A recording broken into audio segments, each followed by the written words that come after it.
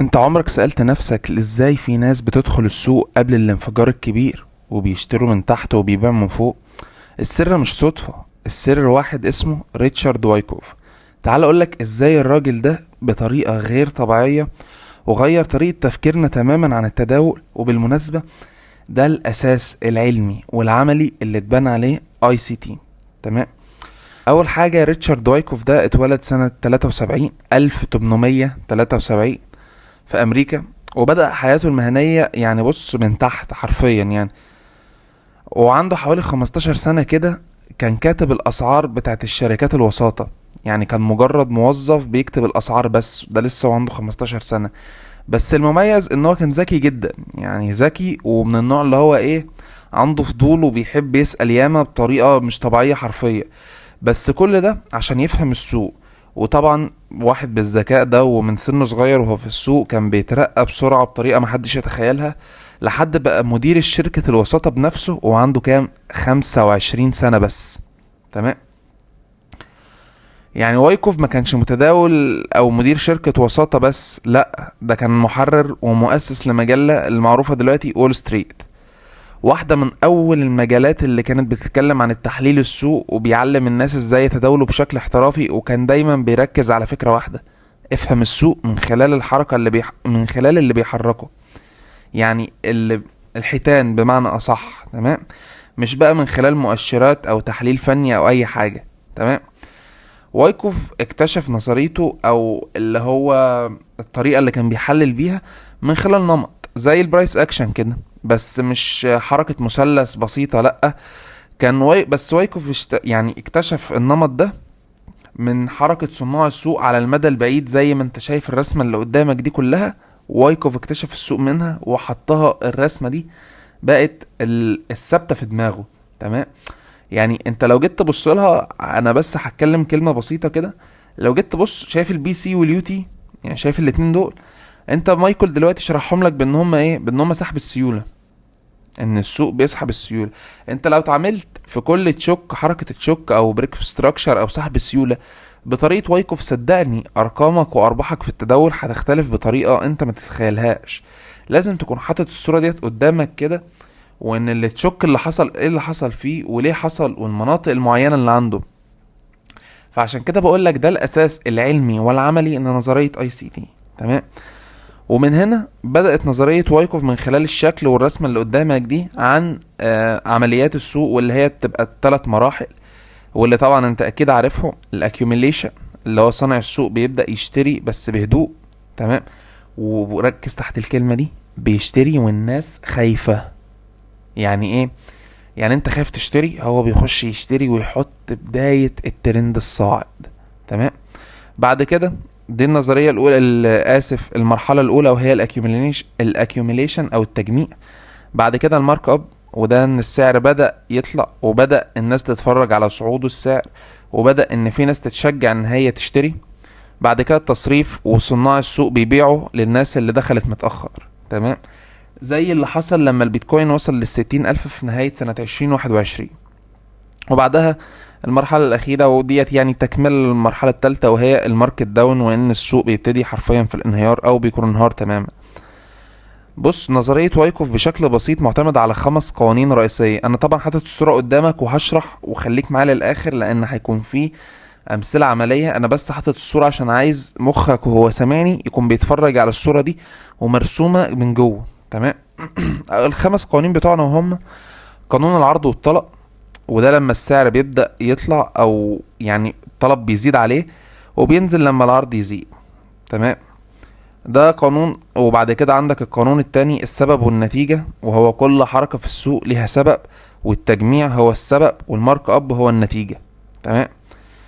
القانون التالت: قانون الجهد والنتيجة. يعني لو عندك فوليوم، يعني فوليوم الناس طبعا الفوركس الفوليوم مش هينفعك قد كده، بس الناس اللي شغالة في الأسهم فاهمة الفوليوم وقوته. لو في جهد أو الفوليوم من غير نتيجة اللي هي حركة السعر، تعرف ان في حاجة مش طبيعية بتحصل، وان السوق ممكن يكون جاهز للانفجار. تحليل السعر الحجمي، وده العلاقة بين الفوليوم والسعر، وده المفتاح بتاع نظرية وايكوف عامة. وبعد كده مرحلة السوق، وان السوق دايما بيمر بالمراحل اللي احنا قلناها، التجميع والصعود والتصريف والهبوط. تمام. خلينا نبصوا على اول حاجة. مش عايزك تبص على ان الحاجات ديت وتتعقد تقول ايه ده ولا مش هفهم، والبي سي والبي سي واي والبي اس واي والبي سي والاي ار والحاجات دي كلها احنا كلنا هنفهمها دلوقتي مع بعض، ومش مهم انك تحفظها، ويعني بص المهم انك تفهمها وبالشكل، يعني فاهم. يعني مثلا البي سي واي ده هو اختصار للعرض التمهيدي. تمام. البريميوم سابلي. تمام. يعني بداية ظهور ضغط بيعي، ضغط البيع. يعني بدأ ان السعر يكون فيه، السعر كان عمال يصعد يصعد يصعد، وبعد كده راح السعر راح نازل عند البي اس واي. تمام. وطبعا نزلته كانت اقوى من النزلات اللي فاتت وهو السعر طالع عادي، فده يعني يقول لك ايه، بداية ظهور ان في بيع ممكن يحصل. تمام. او الاشارة الاولى او اول طلقة في الحرب. تمام. البي سي. تمام. وده ذروة الشراء، السعر عمل اكبر قمة ليه. تمام. يعني الباينج كلايمكس. تمام. ده كده البي اس واي والبي سي. البي سي قمة السعر، بعد كده السعر نزل بقوة حرفيا بقوة مش طبيعية، فضل ينزل ينزل ينزل، كون الاي ار. عايزك تركز في حاجة، ان السعر نزل عند الاي ار ما كسرش منطقة البي اس واي، يعني ما اخترقهاش. طبعا انا بشرح كل ده بداية بس، لحد بعد كده هنهيس معاك بعد كده بقى في ايه، في حركة السعر والماركت ستراكشر وكسر القمم وكسر القاعان والحاجات دي كلها، بس بندي معاك هنتات بسيطة وانت بعدين الصورة كلها هتتجمع معاك. تمام. احنا قلنا ان البي سي شرحناها، عندنا بعد كده الاي ار وهو الارتداد التلقائي، يعني هبوط سريع بعد البي سي نتيجة ضخامة البيع. وده طبعا بيوضح ان ده كون لك منطقة دعم، لان يعني ديت ايه، السعر نزل من هنا وارتد ونزل من هنا وارتد. تمام.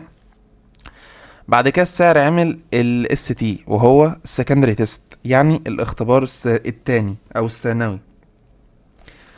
اختبر لمنطقة البي سي للتأكد من قلة الطلب، وغالبا ده بيكون القمة الأقل. يعني ممكن يكون الاس تي يكسر البي سي عادي، بس في الأغلب ما بتحصلش. وطبعا لو حصلت بيبقى ضعف شوية في النظرية بتاعت وايكوف، بس برضو بيظل لأن خد بالك نظرية وايكوف زي ما انت شايف كده في خطوط بالطول، ده بيقولك ان هما 5 مراحل، يعني مرحلة فيس A فيس B فيس C D E، 5 مراحل. تمام. بعد كده بعد ما قلنا ان السعر عامل الاس تي وقلنا ان في الاغلب ما بتخترقش البي سي، بنروح بعد كده للسو او الاس او دبليو، وهي علامة ضعف. ليه؟ لان السعر كسر الاي ار وادنى، يعني بص هنا كسر الاي ار وكسر البي اس واي. تمام. فالاس او دبليو دي اشاره لهبوط قوي داخل النطاق، بتبين ضعف المشترين ما عندوش نفس ان هم ايه يشتغلوا اكتر. بعد كده عندك اليو تي، واليو تي دي اللي هي ابستراست. تمام. الدفع الاعلى، محاولة كاذبة لاختراق المقاومة دي، وده الفخ اللي بيحصل لحضرتك. تمام. بعد كده عندك اليو تي اي دي، الدفع الاعلى بعد التوزيع. تمام. دي حركة صعود وهمية، يعني هو بس ايه، انا بلغتنا احنا كده كمصريين بصوا العصفورة. تمام. حركة صعود وهمية نهائية لاختبار قمة جديدة وسحب للسيولة.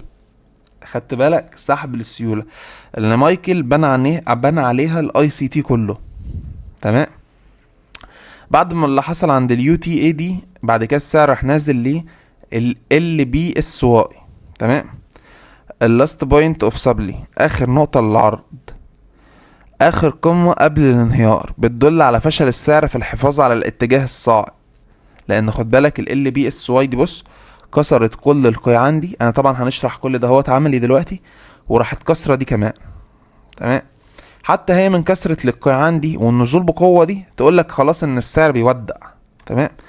ده بالنسبة لل بي اس واي، احنا قلناه اخر قمة قبل الانهيار، بتدل على فشل السعر في الحفاظ على الاتجاه الصاعد. بعد كده عندك التيست الصغير ده اللي هو الاس او دبليو، برضو بيكون حركة كده او ترند الكسر، بتكون حرفيا حركة في البرايس اكشن. انا هشرحها لك، انت مش مهم انك تعرفها دلوقتي، بس يعني عايزك تشوفها وتدرب عينك عليها. تمام. ده احنا كده اتكلمنا بشكل عملي. زي ما قلت لك مش مهم انك تحفظ ان ده بي اس واي وده بي سي وده اي ار وكل الكلام ده، مش مهم انك تحفظه، بس المهم انك تكون فاهمه. عارف ان انت دلوقتي مبتدئ، بس انت مع الوقت هتعرف ترجع تاني لنظرية وايكوف، تبص عليها تفهم ان ده كان كسر قمة وده كسر قاع. بص حرفيا يعني، بص عشان تكون فاهم.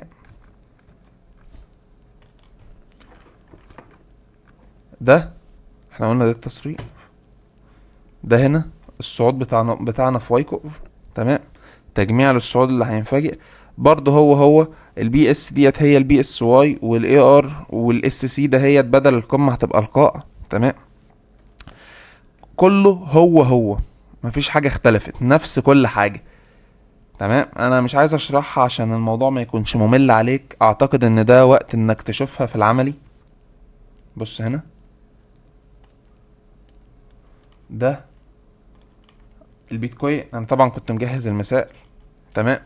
وجايب لك في البيتكوين وفي الذهب، وجايب لك على فريم الاسبوع وعلى فريم الساعة عشان تفهم ان هي بتتكرر بشكل مستمر. تمام. اول حاجة السعر طلع هنا عمل لك البي اس واي. يعني ايه البي اس واي؟ بداية ظهور ضغط بيع. تمام. اول اشارة ان السعر، ان الترند اللي عمال يصعد ده هيحصل فيه خلخلة. تمام. السعر راح نازل لعند الاي ار وبرضه ما كسرش. يعني بص هنا كده،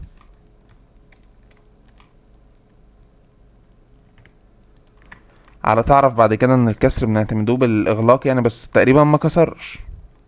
تمام. بعد كده هنا البي سي بتاعتك اللي هي اعلى نقطة في الصعود، ان تدخل كمية كبيرة. احنا هنا قلنا البي اس واي، بعد كده قلنا البي سي ده اللي هي اعلى نقطة للصعود. بعد كده السعر راح نازل للاي ار اللي هو الهبوط السريع بعد البي سي. تمام. بعد كده السعر وصل لعند الاس تي اللي هي الايه، الاختبار الثانوي او الاختبار التاني، عشان يأكد ان فعلا المشترين مش قادرين ان هم يوصلوا للبي سي. تمام. بعد كده ايه اللي حصل هنا؟ اليو تي سحب السيولة. سحبنا السيولة من البي سي، والفخ اللي انت اوهمت بيه المشترين ان السعر ممكن يكمل تاني ويصعد. تمام.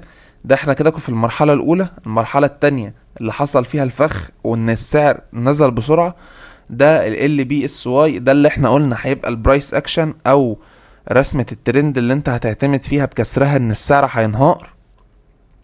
ودي المرحلة الرابعة اللي برضو بيبقى فيها برايس اكشن، وبعد كده السعر كمل في انهياره. يعني انت لو كنت دارس نظرية وايكوف كنت هتقدر انك تبيع البيتكوين من هنا. يعني مثلا هنقوله فير فاليو جاب من هنا مثلا. تمام. من عند ال 44,000 تنزل بيه، مش هقولك لحد مثلا اقل هنا، بس على الاقل تنزل بيه لحد هنا، لحد ال 18,000. يعني بص كده،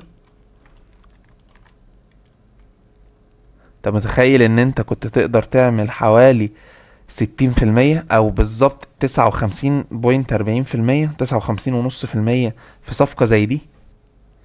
بس مجرد ما انت دارس نظرية وايكوف مش محتاج منك اي تحليل تاني في التداول. تمام. يعني حرفيا زي 60,000. خلينا نبص على النموذج التاني.